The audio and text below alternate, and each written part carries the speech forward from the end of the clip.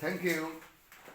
একটি সমাধান অঙ্ক বোর্ডে দেওয়া আছে, এটা তোমাদের মূল বইয়ের 5.2 অনুশীলনীর সমাধান অঙ্ক, অর্থাৎ সমাধান সেট। দেখো, √2x+3 ইন্টু √3x-2 ইকুয়াল 0। তাহলে x এর মান কত? এটা অঙ্কটি কিছুই করতে হবে না, হয় অথবা দিয়ে সমাধান করতে হবে।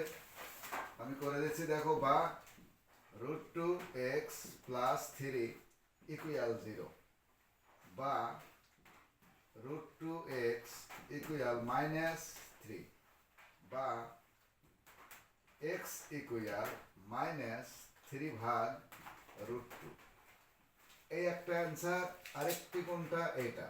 অথবা √3x-2 ইকুয়াল 0, বা √3x ইকুয়াল 2, বা x ইকুয়াল 2/√3।